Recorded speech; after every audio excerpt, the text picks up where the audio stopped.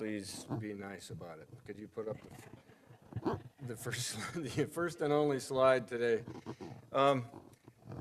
So I was driving back from Pelkey a week or so ago after having done a talk there, a sermon, and at the church there where I was doing some pulpit supply, and Marvin Gaye's song kind of came into my head. You know, we've got to find a way to bring some love in here today. So talk to me, talk amongst yourselves so we can see what's going on. And then actually the song, as I was driving, that really did come on was Tom Petty's song. It was a beautiful day, and the sun beat down. I had the radio on. I was driving, running down a dream, which is what we all need to be doing today, running down a dream that doesn't seem like it's ever coming, but it's there, working on a mystery, going where it leads, flip a coin if you have to, but run down that dream together. So, in the past 2 weeks, everywhere I went, I was asked if I knew or how I felt about the Defense Department's decision to no longer allow military service members to claim Unitarian Universalism as a religion. UU is not alone. It's one of many that have been eliminated from the roster of legitimate listings on a soldier's personnel record. So now there are just 31 that one can choose from, 22 of which happen to be Christian denominations. So, interesting, the Pentagon spokesman, Sean Parnell, said this long overdue move is really just a largely administrative exercise intended to simplify data collection for military leaders and chaplains, giving them, I quote, clear, readily available information that will better enable them to anticipate the religious support needs of service members and to provide religious support activities that align with service members' personal faith and perspectives. Yeah, well, I don't doubt it is true that life is easier when we don't have to accommodate anyone but ourselves, right? So the best two definitions I know of sin are these. To miss the mark is one, and to turn inward into ourselves and away from others. So those definitions of sin certainly fit our government right now. Excuse me, I'm sorry, I'm going to violate this covenant all over the place today. Those definitions of sin certainly fit our government right now, so call it out.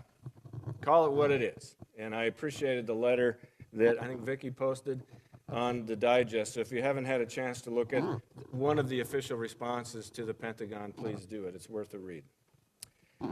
Now, keep in mind, some of you can still serve in the military if you choose to do so.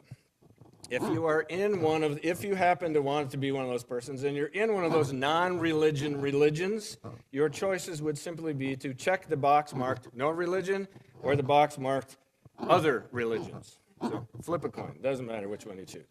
Parnell said the change is, and I quote again, not designed to make any claims on the legitimacy of any faith or religious doubt or belief, nor is it intended to provide a list of officially approved religions.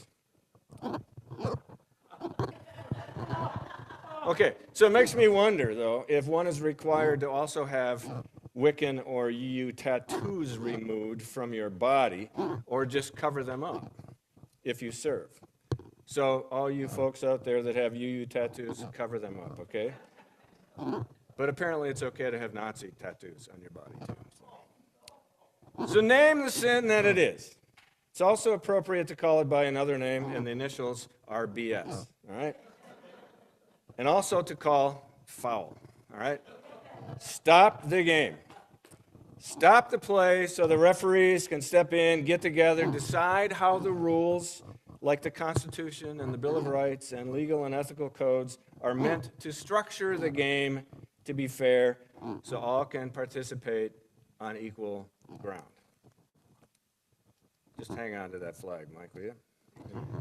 Just leave the whistle alone. I forgot that down there. Don't stop.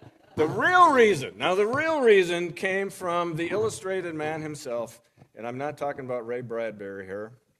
The illustrated man being Secretary of War Pete Hegseth, who has one of those Nazi tattoos tattooed on himself, who said that the military's chaplain corps had been, I quote, infected by political correctness and secular humanism under previous administrations. Oh my.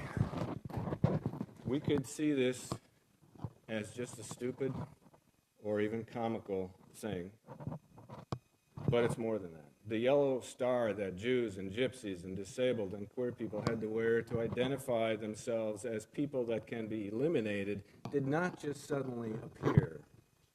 It was the result of many other intentional steps that eroded the ground upon which they stood until that ground actually became a cattle car or an open pit grave or a crematorium. So yes, we should be concerned. Like the passing of Citizens United, the elimination of the Voting Rights Act, and the rush to redraw voting districts, all thanks to the Supreme Court and other driving forces, these things just don't suddenly happen. Sadly, it seems lately that when one group goes low, we all rush to go lower until we hit bottom, except there's always a new bottom. So another sin synonymous with BS is masculinism.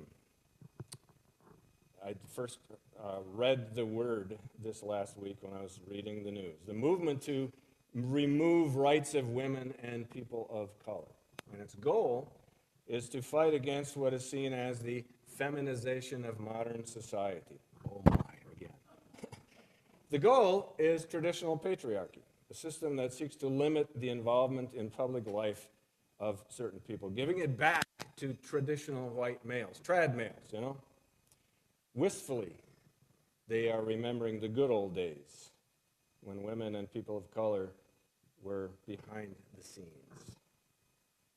So the Southern Baptist Convention, here's another example, is in the process, you probably know, of banning women from any leadership roles. It's going to take another year for them to finalize their vote, but it's already a done deal, I think. If you happen to live in Indiana, thanks to the governor and others, you now celebrate Nuclear Family Month instead of Pride Month, with a hint to the year 1553 when the Unitarian Michael Servetus was burned at the stake by John Calvin due to disagreements on the doctrine of the Trinity. Today's fire-breathing Calvinists are on the rise, and more church leaders from suspect denominations might be hung out to dry in order to eliminate their voices. And of course, much of it is claimed to be biblically based, which, sadly, it is, if you read the Bible in a certain way. I lost my place. But hey, if all we want to do is fight and do bodily harm to each other, it might actually be more effective to leave women out of the picture. I'm being facetious here, with the exception of the roller derby queens, okay? We need them. Maybe, just maybe, I'm being facetious now, maybe, just maybe, there's something wrong with the paradigm of fighting and war as the first and the last resort. So fill in your own thoughts now about the UFC cage match fights on the south lawn of the White House and how that fits into our national feeling or whatever. Coming up on the 4th of July, I could mention the Lee Greenwood song, I'm Proud to Be an American, but I won't, okay? It's interesting that some believe democracy itself is the problem, because democracy opens the door to challenging traditional patriarchy. So you do know that there are men who don't think that way and don't want to live that way. I hope you know that. The new DEI for men is not the only way to be. Beating each other up on anybody's lawn is not the way to go. So there's no doubt there has been a shift in our culture, and it's continuing to shift. There is a lot of male dissatisfaction out there. Male loneliness is a problem. And the court system now often favors women, especially when it comes to parenting. So if you're a man, well, you're just out again. There are declining rates of male graduates on all levels, and wage stagnation is a problem. Job opportunities are changing. Men now have to compete for status. The loss of opportunity, whether it's real or imagined, feels like oppression. The BS is not that it's real or felt by some, especially white males. The BS is that while some are experiencing reduced recognition, there is no awareness or acknowledgement of what others of all genders and ethnicities have experienced in the past and the present, and how things have changed for the betterment of all. Just like some read the Bible very selectively, only a selective history is being told. So one of the things that really burns me is the way this is coming up in churches. But it's always been that way. So from my own perspective, being part of the ELCA has been good. Now being part of CUF is heartening. It's interesting that CUF is growing. Kudos to us. It's actually thriving. It's nice for me to be in both places. And we together can talk about and work for empowerment. And we can talk about and work for equality. And we can talk about how to support the family in creative ways. And on the flip side of the coin, we are all fragile and reminded of it every day. And we all need recognition. So much of the posturing that we see and hear today is performative. They, whoever they is, want us to rage against them, and so they get noticed, so they get more free attention and great publicity. So how does one fight against that? Teach our children. Challenge the ideas of innate masculinity that is violent and controlling. Testosterone does something to your brain, but so does nurturing, right? So my new hero, pastor at Ebenezer Baptist Church in Atlanta and United States Senator from Georgia, Raphael Warnock, describes and critiques what's going on. Regarding our country's democracy and voting, I quote, we've only been a democracy in a real sense since 1965, he says. What we are witnessing in real time is an assault on those basic voting rights. I think the Supreme Court has committed violence against the ways in which ordinary people can have a voice in our system. Voter suppression works when you begin to chip away at people's access, which again disproportionately impacts black, brown, and poor people. That's how you swing an election. But Warnock is hopeful. And I quote again, I think that they have unleashed something, potentially, that they did not anticipate. The deep offense that people will feel, not just black voters, but people of moral courage, people who have a sense that everybody's voice needs to be heard. I think that we may witness turnout that could completely change the math of gerrymandering.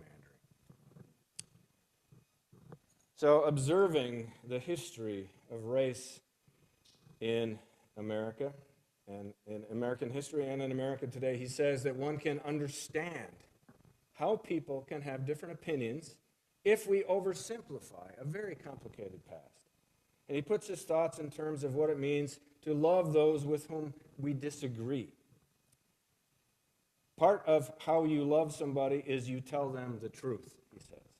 For example, I'd be irresponsible to sit in this Senate seat while ignoring the fact that the land of the free is the mass incarceration capital of the world.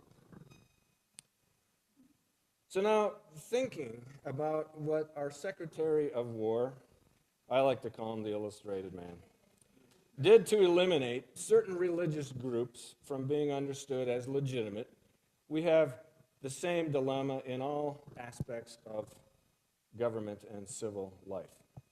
It's always been true that people who consider themselves religious are making monumental decisions that affect people's lives. How do we understand what seems to be so deeply and contradictory as people of faith making decisions that are flat out ungodly and morally reprehensible? It's tough, saying teach your children. It's tough to teach your children morality when our president is a moral degenerate. And I'm sorry, you're just going to have to burn this, okay?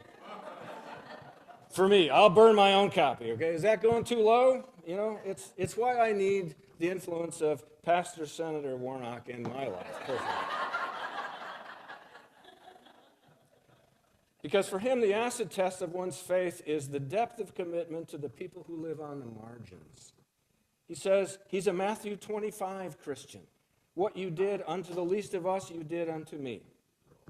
Voting to cut $1 trillion out of Medicaid after prayerful consideration, as Speaker of the House Mike Johnson said he did, is not a decision that can be justified religiously. It's a political decision hidden behind the cloak of piety. A more authentic perspective of any of our faith traditions that are legitimate would challenge any decision not based on what is good for the marginalized in our world.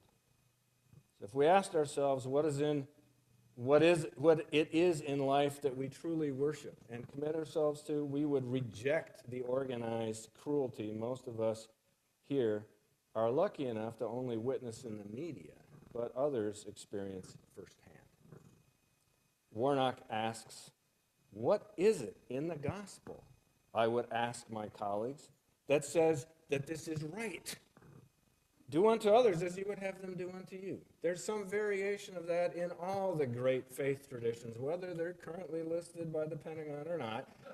And that's the question that people are not asking themselves deeply enough. Because if you do, Warnock says, you might actually have to make some decisions that make you uncomfortable. So this should make us very uncomfortable, this document. It's a work of art, and it should make us really uncomfortable. So when asked about the Mark 12:17 passage in which Jesus says, render to Caesar the things that are Caesar's, and to God the things that are God's, Warnock says what that means is pay your taxes, show up as a good citizen, but don't bow down to Caesar. Whether one is religious or not, I think we can all accept that challenge. So I'm not sure who said this, but I'm saying it now. The antidote to bad religion is better religion. So we could go low, and we could go to war, or we could critique bad religion and promote better religion. Because faith and the public good go together, right? Even if a person is not within a faith tradition that identifies a God or a higher being like those woke secular humanists, people who have a moral compass and a moral courage can unite around practices like love and truth-telling and justice-making and compassion and empathy, looking into the eyes of your neighbor, even your enemies, and seeing our common humanity. Describing the dilemma of people having various religious persuasions that miss the mark, Warnock says, and I quote, the expression of the God they are hearing about is a racist, classist, misogynistic, homophobic God. And here's his insight that all you folks out there can understand, and I quote, they don't believe in that God, and so they call themselves atheists. Well, this Christian pastor's got a message for them. I don't believe in that God either. Thank you. You are not the only ones being singled out. Many Christians are too. Christian nationalism is a complete and total misrepresentation of Jesus and the institution of Christianity. Jesus never should have been institutionalized in the first place, but he was. Religion should always speak to politics. That's the tradition that I grew up in. The real war on Christianity is when you take health care away from those in need. The real war on Christianity is arresting people of color and trying to replace them with white folk from South Africa and other select countries in Europe. Using a narrow interpretation of the Bible as justification, the real war on Christianity is trying to make our country into a Christian theocracy that will hold power over anyone who is not a certain kind of Christian. That's more than sin. It's more than BS. It's flat out evil. So the final question to Warnock in the interview that I read was this: if America has lost its moral way, what sort of practical, specific signs are you looking for? Or should any of us be looking for that would make us think America has morally found its way again? To which he replied, Isaiah says that the glory of the Lord shall be revealed, and all flesh shall see it together. And then he critiques his own past, and he says, as a preacher, I used to think that that text meant that the glory of the Lord is so amazing and so overwhelming that all flesh will see it, and you can't help but see it because it's God's glory. I actually, he says, read it in reverse now. The insight that the prophet is laying out for us, whether you're a person of faith or not, is that there are some things that we can only see when we get together. So we can all contemplate and complain and mourn and be wistful. Some are doing more than that. We can do even more, and we must. The world is being taken over by influencers, some who are just ignorantly being swept along by evil, some who are quite possibly evil incarnate. We can be influencers too. So with Marvin Gaye's words in mind, we've got to find a way to bring some love in here today. Talk to each other so we can see what's going on. That's the positive side of the coin. The negative side is there too. If we don't, we are, as Tom Petty also sang, free falling. So if we go low, it must be so others can rise up to level ground.